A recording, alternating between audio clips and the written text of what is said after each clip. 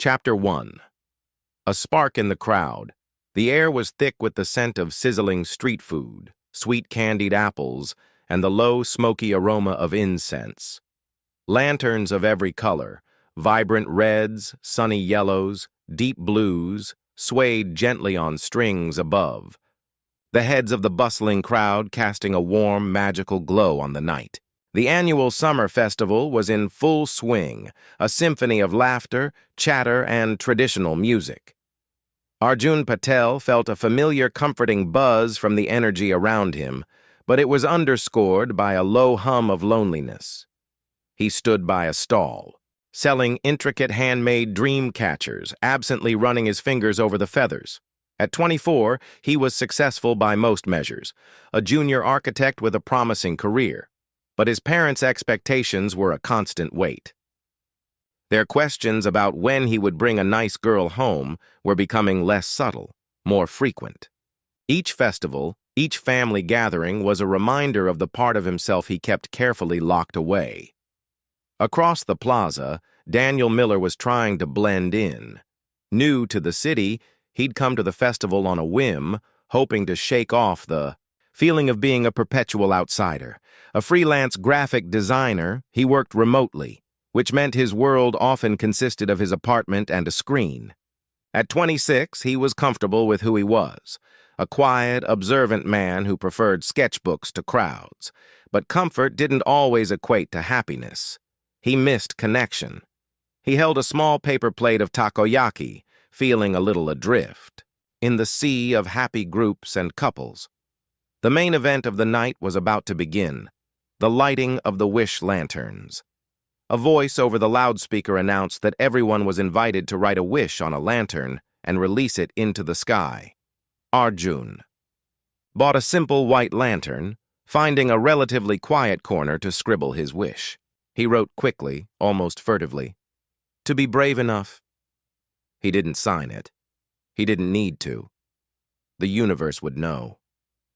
Daniel purchased his lantern, a pale blue one. He chewed on the end of the marker, thinking.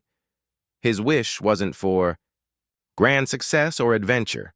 It was simpler, quieter. He wrote, "To find my place."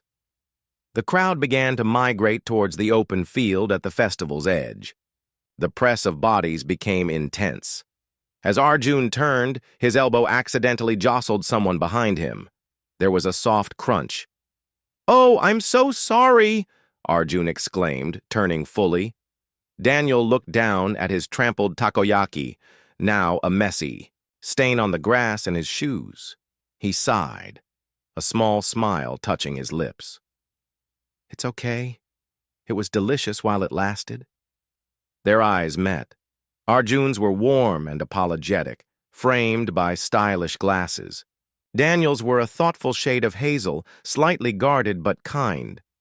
"Let me make it up to you," Arjun said, his natural warmth breaking through his earlier melancholy. "A replacement snack? My treat.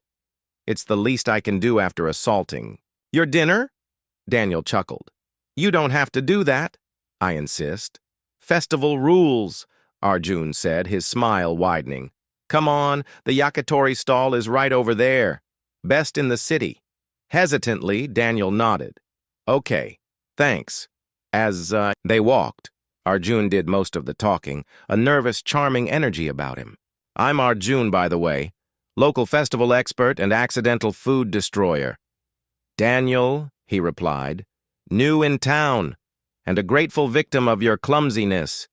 They got their food, skewers of grilled chicken for both, and found a spot on a low stone wall to eat while the festival organizers prepared for the lantern launch. "So what brings a new-in-town guy to the festival alone?" Arjun asked between bites. "Brave soul," Daniel shrugged. "Trying to put myself out there, I guess. My work is pretty solitary.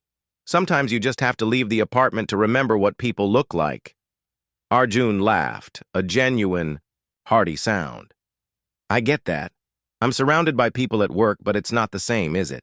Everyone's talking about deadlines and clients. Not exactly this." He gestured around them at the glowing lanterns and laughing families. Not exactly, Daniel agreed. He felt a surprising ease with this stranger. Arjun's energy wasn't overwhelming. It was inviting. What do you do? Architect. I draw buildings all day. You? Graphic designer. I make logos and websites look pretty. An artist, Arjun said, and the way he said it made it sound important. That's fantastic. Daniel felt a blush creep up his neck. Not really, just a job. Before Arjun could protest, a hush fell over the crowd. The head of the festival committee stood on a small stage. "It is time," she announced. "Light your lanterns, make your wishes, and let them fly." Hundreds of small flames flickered to life. Arjun and Daniel fumbled for their lighters, their hands briefly brushing as Arjun helped Daniel steady his blue lantern. The simple touch sent a small, unexpected jolt through both of them. They looked at each other, the warm light from the lanterns illuminating their faces. For a moment, the crowd, the noise, the expectations, everything faded away. There was just this shared, silent moment of anticipation. "Ready?" Arjun whispered. Daniel nodded. Together, they released their grips. The two lanterns, one white, one blue, drifted upward, joining a soaring constellation of hopes and dreams against the velvety night sky. They watched them climb, side by side, until they were indistinguishable from the hundreds of other lights, and for the first time all evening, neither of them felt alone. Chapter 2. The Art of Conversation. The lanterns disappeared into the heavens, but Arjun and Daniel remained on the stone wall, the magic of the moment lingering between them.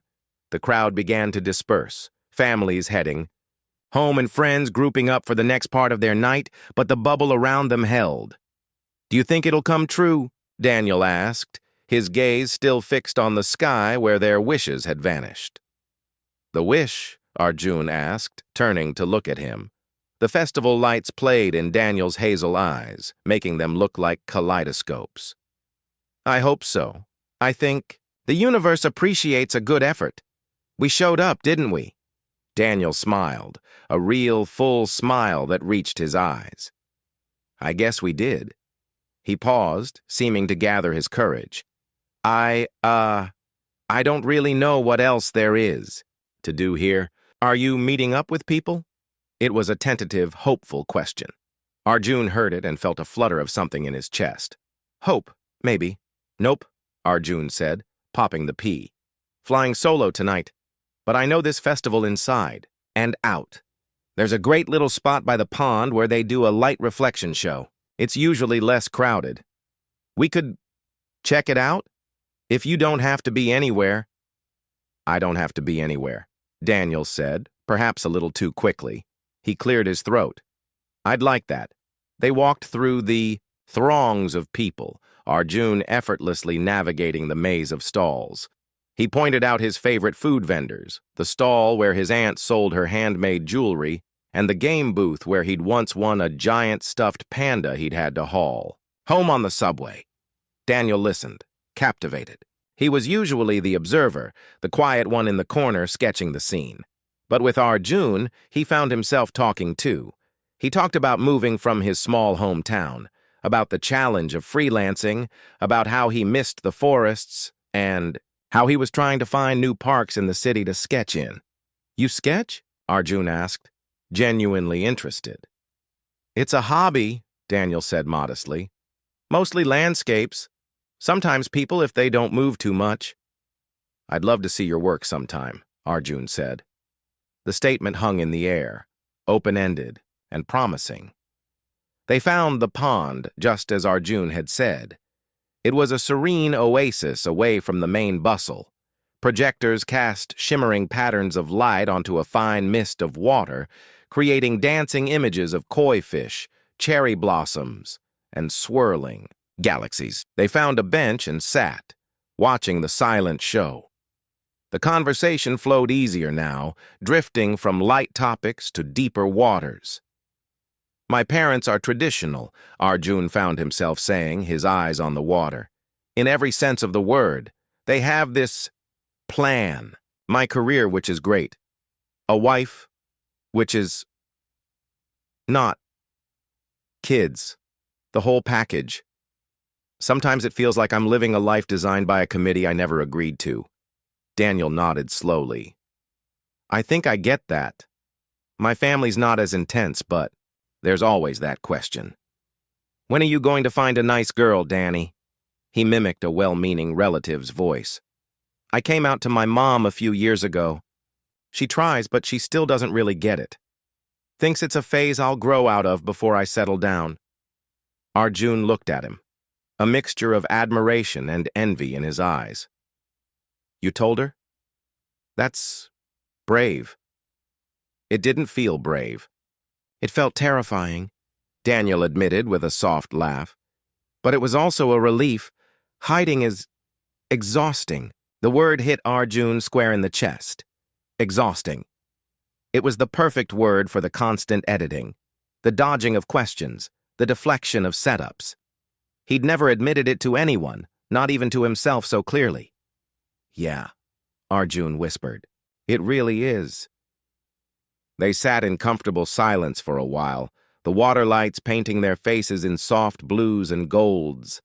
The connection was no longer just about shared loneliness or a chance encounter. It was a recognition of a shared struggle, a mutual understanding that was as rare as it was precious. I should probably get going, Daniel said eventually, though he made no move to stand. It's getting late. Right. Of course, Arjun said, a pang of disappointment striking him. He didn't want the night to end. This felt like the first real, authentic connection he'd made in years.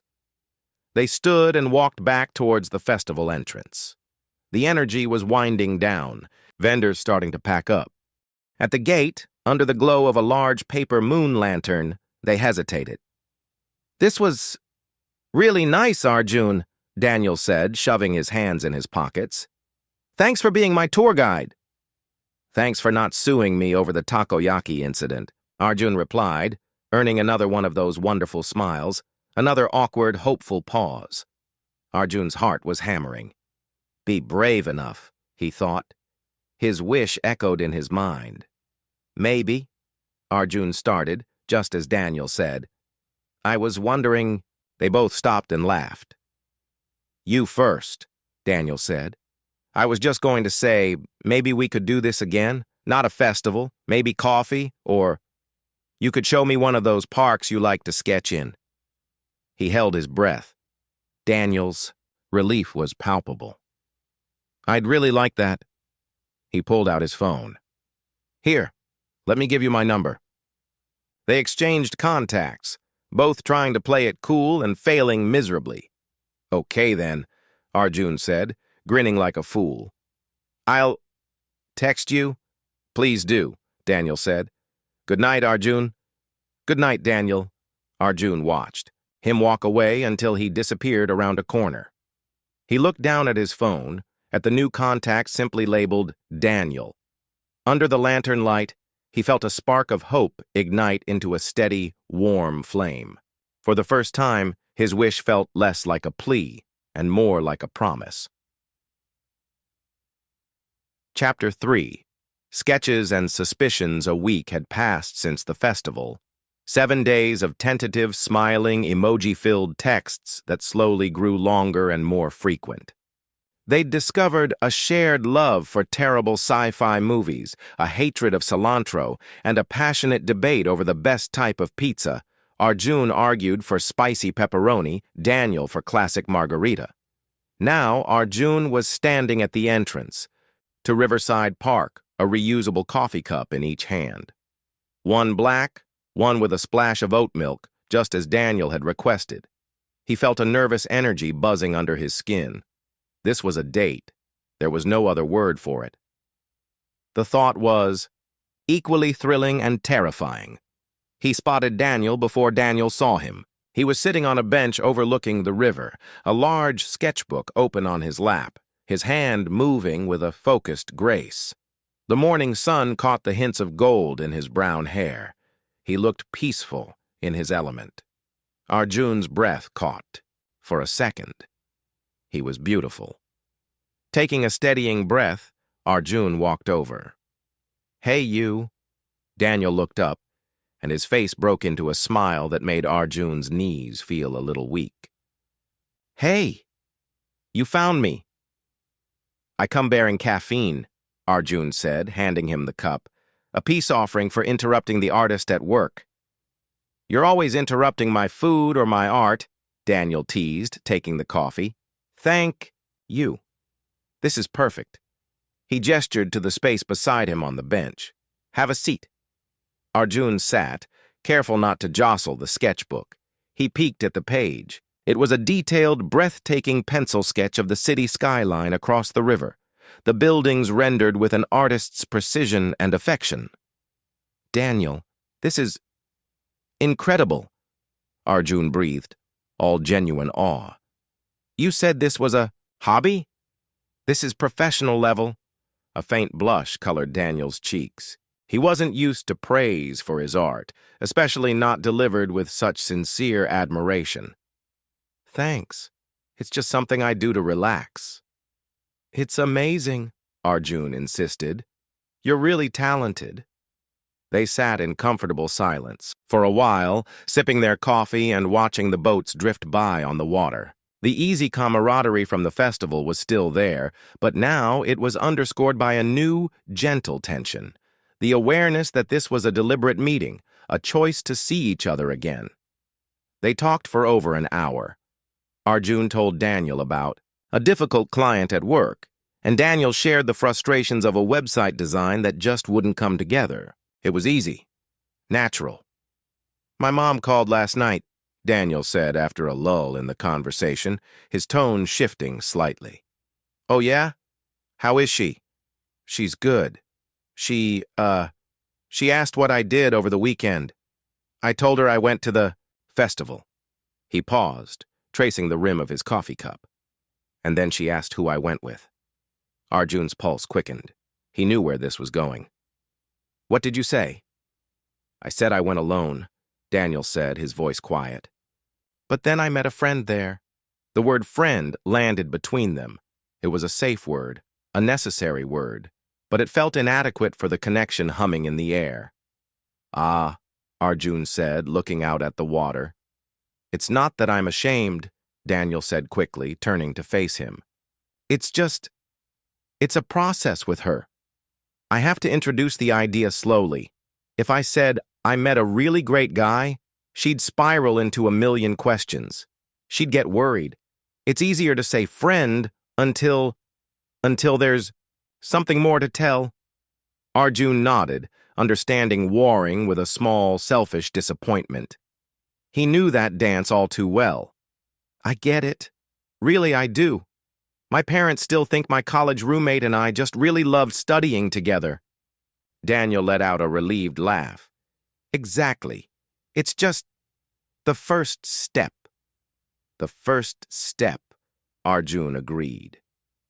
The phrase filled him with hope. This was a beginning. Their hands were resting on the bench between them, mere inches apart.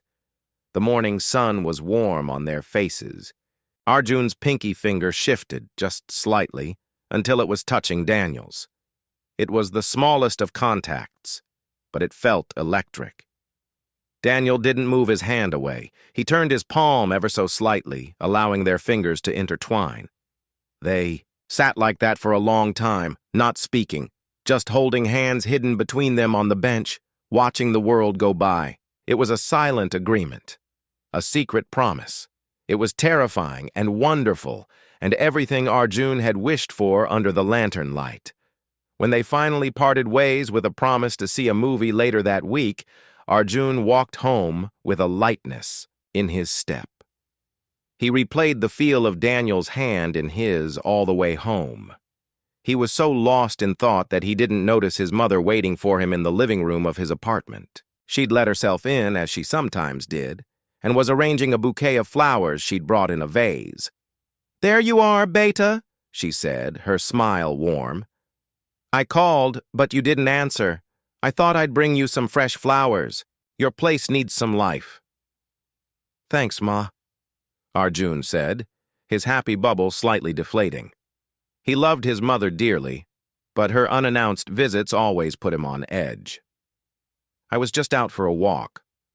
A walk? It's a beautiful morning. For it, she said, her eyes twinkling. All alone? Or with someone? There it was. The question. The expectation. Arjun's mind raced. He saw Daniel's hopeful, hesitant face. He heard his own words. Hiding is exhausting, but the word friend was safer. It was easier. He took a breath. Just a friend, Ma. No one special. The lie tasted bitter on his tongue, extinguishing a little of the morning's light. The journey, he realized, was going to be harder than he thought. Chapter 4. The space between words. The lie to his mother sat heavily with Arjun for days. He'd text Daniel and feel a simultaneous surge of joy and a pang of guilt. Daniel was becoming someone profoundly important, a bright spot in his life, and yet he had to reduce him to a casual friend in the world he came from. Their movie date happened. They saw a predictably terrible alien invasion film and spent most of it whispering jokes to each other, their shoulders pressed together in the dark. It felt like a perfect stolen moment. Afterward, over slices of pizza, they compromised on a half pepperoni, half margarita. The conversation turned more serious. Do you ever get tired of it? Arjun asked, picking at his crust. The compartmentalizing? Daniel understood immediately. He nodded, his expression somber. All the time. It's like you're living two different lives. There's the real one, where you feel things, and the one you present to everyone else, which is just a carefully edited highlight reel with all the best parts cut out. Yes, Arjun said, relieved that someone else understood the peculiar loneliness of it. Exactly that. I had lunch with my parents yesterday. My mom started talking about Mrs. Sharma's daughter who just moved back to the city. She's a dentist. Very pretty, very settled, my mom said. She had that look in her eye. Daniel winced in sympathy. What did you say? I changed the subject to a big project at work, Arjun sighed. I felt like a coward. You're not a coward, Daniel said firmly. It's self-preservation. You pick your battles. Coming out isn't a one-time thing, it's a conversation you have over and over again with every new person. Sometimes you just don't have the energy for it. His words were a balm. Daniel wasn't pressuring him, he was simply understanding. He was in the same boat, navigating the same turbulent waters. I want to tell them, Arjun confessed, the words feeling dangerous and liberating. Someday. I want them to know me. The real me. Daniel reached across the table and placed his hand over Arjun's. It was a bold move in the middle of a public restaurant, but his touch was sure. They will, when you're ready, and it will be on your terms, not theirs. Arjun turned his hand over and laced their fingers together, right there on the table for anyone to see. His heart hammered, but he didn't let go. It was a small act of defiance, a tiny claim on his own truth. Nobody in the pizzeria paid them any mind. That small moment of bravery fueled Arjun for the next week.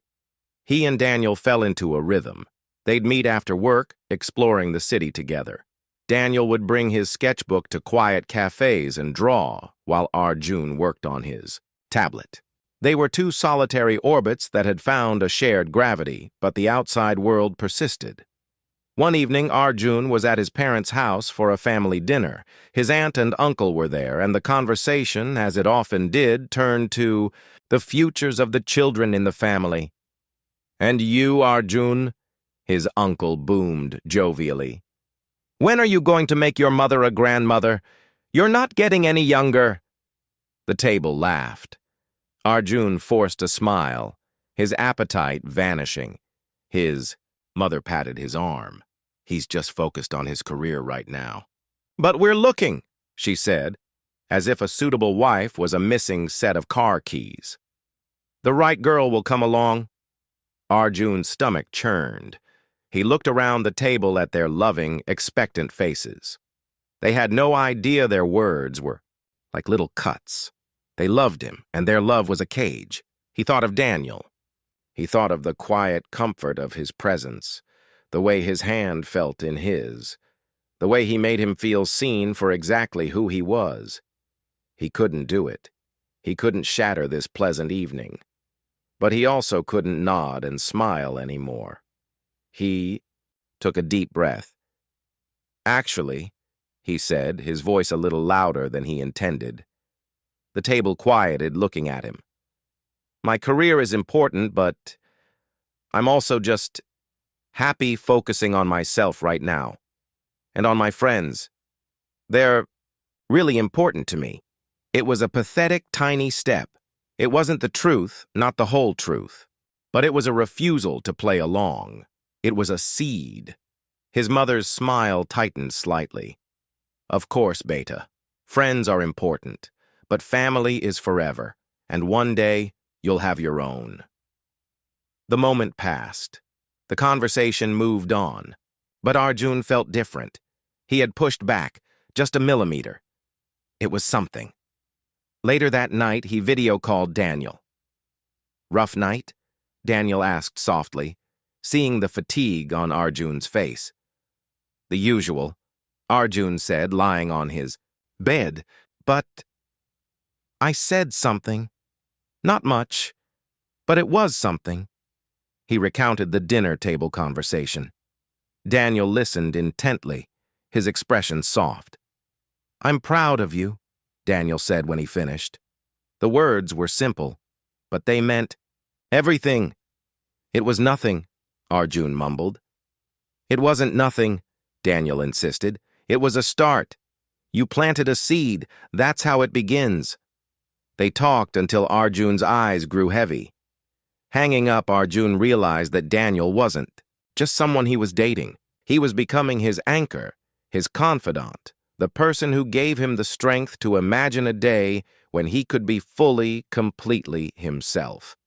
The space between the words he could say and the truth he held in his heart was still vast. But with Daniel beside him, it felt crossable. Chapter 5. A Constellation of Their Own. The summer was waning, the intense heat giving way to the golden, gentle warmth of early autumn. For Arjun and Daniel, the season had been transformative. What began as a spark, under festival lanterns, had grown into a steady, deep flame. They had built a world together in the margins of their lives. Weekend hikes, lazy Sunday mornings with coffee and crosswords, movie marathons on Daniel's couch. But the gap between their private world and their public lives remained. Arjun's parents continued to ask about nice girls, and each time the lie felt heavier. Daniel, while more open with his mother, still felt her cautious distance whenever he mentioned Arjun's name beyond the label of friend. The city's annual autumn arts fair was in full swing, a more subdued but equally beautiful cousin to the summer festival. They walked through the stalls hand in hand, a habit they'd grown comfortable with in crowds. They were admiring a potter's wares when Arjun's phone buzzed. He glanced at the screen and his smile faded. It's my mom, he said, a familiar tension returning to his shoulders. Answer it, Daniel said gently, giving his hand a squeeze before letting go, an unconscious act of giving Arjun space. Hey, Ma, Arjun answered, turning slightly, away from the crowd. Arjun, Beta, where are you? Your father and I are near the city hall. We decided to come to the arts fair. It's so lovely. You should meet us. We'll have lunch. Ice flooded Arjun's veins. They were here, in the same place he was with Daniel. His mind raced through a dozen scenarios, all ending in a painful, awkward collision of his two worlds. Oh, I'm actually not there right now, Ma, he lied, his voice tight. He could feel Daniel's eyes on him, full of understanding and a trace of sadness. Really? But it's a perfect day for it. Well, where are you? We can come to you. No, Arjun said too quickly. I mean, I'm running errands. Super boring. You guys enjoy your day. There was a pause on the other end. A knowing, disappointed pause. Arjun, his mother said, her tone shifting from bright to concerned. Are you all right? You've been so distant lately. Is everything okay at work? The concern in her voice undid him. She loved him. She was worried about him. And he was lying to her face. He looked at Daniel. Daniel offered a small, supportive smile and mouthed, "It's okay," but it wasn't okay. Hiding the man he loved was not okay. Reducing their beautiful, precious connection to a secret was not okay. He took a deep, shuddering breath. The wish he'd sent into the sky months ago echoed in his mind. To be brave enough. "Ma," he said, his voice firmer now. "Actually, I am at the fair." "You are? Then why did you—" "I'm here with someone," he interrupted. He locked eyes with Daniel, drawing strength from his calm presence. "A friend, but a very important friend." Another pause. This one was longer, heavier. "I see," his mother said slowly. "Well, we would still love to see you, both of you. We're going to the cafe near the fountain for lunch. Join us if you'd like." The line went dead. Arjun stood frozen, phone in hand, his heart pounding against his ribs. He had done it. He hadn't said the words, but he had thrown open a door. Daniel stepped closer. "What happened?" "They're here," Arjun whispered. I told her I was with someone important. She invited us to lunch." Daniel's eyes widened. "Arjun, are you sure? You don't have to do this." "I do," Arjun said, and as he said it, he knew it was true. The fear was still there, a cold knot in his stomach, but beneath it was a current of certainty. "I can't hide you anymore. I won't. I want them to know you. I want you to know them." The walk to the cafe was the longest of Arjun's life. His hand was clammy in Daniel's. He saw his parents before they saw him. They were sitting at an outdoor table, his mother sipping tea, his father reading the program. They looked up. Arjun saw the exact moment they registered Daniel beside him. He saw the confusion, then the dawning comprehension in his mother's eyes. He saw his father's curious glance. "Ma, Papa," Arjun said, his voice only trembling slightly. This is Daniel." Daniel, ever the calm one, offered a warm, genuine smile. "It's so nice to finally meet you both. Arjun talks about you all the time." His mother's eyes flickered between them, taking in their closeness, their intertwined hands, the silence stretched, taut and unbearable. Then his father stood up. He didn't smile, but he didn't frown. He simply extended his hand. "It is nice to meet you, Daniel. Please sit down." It wasn't acceptance, not yet. But it was courtesy. It was a start. The lunch was awkward. The conversation was stilted. His mother was quiet, observing, her mind clearly working a mile, a minute. But she was polite. She asked Daniel about his work, about where he was from. Daniel answered with an easy grace that Arjun admired deeply. It was when his father asked about Daniel's art that the ice began to crack. Daniel's face lit up. He talked about his love for landscapes, for capturing the feeling of a place.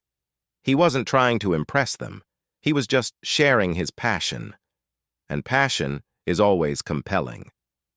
As they were finishing their coffee, his mother looked at Arjun, really looked at him. She saw the nervous hope in his eyes, the way he unconsciously leaned towards Daniel. She saw that her son was happy, truly, genuinely happy. She didn't say much, but as they were leaving, she hugged Arjun a little tighter than usual. She turned to Daniel and said, "It was very nice to meet you, Daniel. Take care of my son." It was a small sentence, a common pleasantry. But the way she said it, the look in her eyes, it was an acknowledgement, a blessing in its earliest form. As his parents walked away, Arjun felt like he could breathe for the first time in years. It hadn't been a grand declaration, but it was a beginning. The seed had been planted. He turned to Daniel, his eyes shining with unshed tears of relief. "Well, how was that?" Daniel let out a breathy laugh. "Terrifying and wonderful. Your parents they love you very much." "I know," Arjun said. He reached for Daniel's hand again, holding it tightly. "And I think they want me to be happy. And you?" He brought Daniel's hand to his lips and kissed his knuckles right there in the open. "You make me happier than I've ever been." The sun was setting, casting a golden glow over the fair. The strings of lights that crisscrossed the plaza began to flicker on, one by one, mirroring the constellation of lanterns they'd released together months ago. Their journey wasn't over. There would be more conversations, more misunderstandings, more steps forward and back. But as they stood there, hand in hand under the twinkle,